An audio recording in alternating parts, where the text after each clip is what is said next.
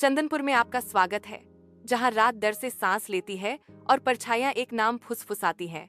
चंद्रिका, एक ठहराव, जैसे एक महिला की कंपाने वाली हौसी कमरे में गूंजती है। सदियों पहले चंद्रिका एक ऐसी स्त्री थी जिसके प्यार को धोखा दिया गया था। उसका दिल एक श्राप से टूटकर यक्षिणी में बदल गया। अब उसे देखें, अलौकिक सुंदरता की एक झलक, उसकी पारदर्शी साड़ी उसके पारलौकिक वक्रों से चिपकी हुई एक ऐसा रूप दिखाती है जो मोहक भी है और भयानक भी। उसके काले बाल एक काली नदी की तरह बहते हैं, उसके गहरे लाल होंठ एक ऐसी मुस्कान में मुड़ते हैं जो लुभाती भी है और बर्बाद भी करती है, और उसकी आंखें चमकती हुई, खोखली, दुख और प्रतिशोध से धधकती हुई आत्मा को भेद देती हैं। वक्ता की आवाज धीमी हो जाती है, तीव्र। काल सरोवर के काले पानी से चंद्रिका का क्रोध जागृत होता है।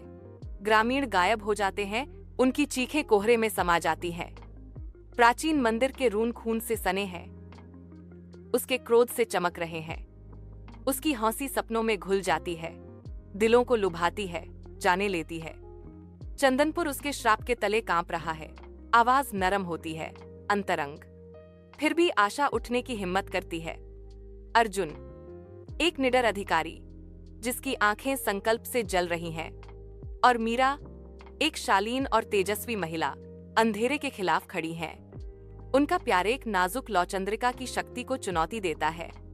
कविता की साहसी भावना, अनन्या के प्राचीन ज्ञान और बाबा श्यामदास के पवित्र मंत्रों के साथ वे गांव की आत्मा से बंधे एक रहस्य को सुलझाते हैं। वक्ता की आवाज बुलंद होती है, आदेशात्मक।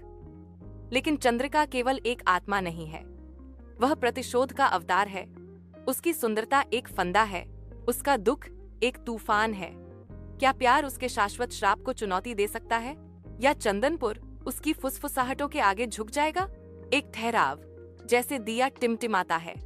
प्रवेश करें यक्षिणी का राजप्यार, साहस और उन छायाओं की एक कहानी जो दिल से चिपकी रहती है। चंद्रिका के क्रोध का सामना करने और उस रहस्य को उजागर करने के लिए जुलाई 2025 में हमारे साथ जुड़ें, जो चंदनपुर को बचा सकता है या तबाह कर सकता है। दिया बुझ जाता है और चंद्रिका की भयावह हंसी खामोशी में फीकी पड़ जाती है। संपूर्ण कहानी के लिए चैनल पर जाएं।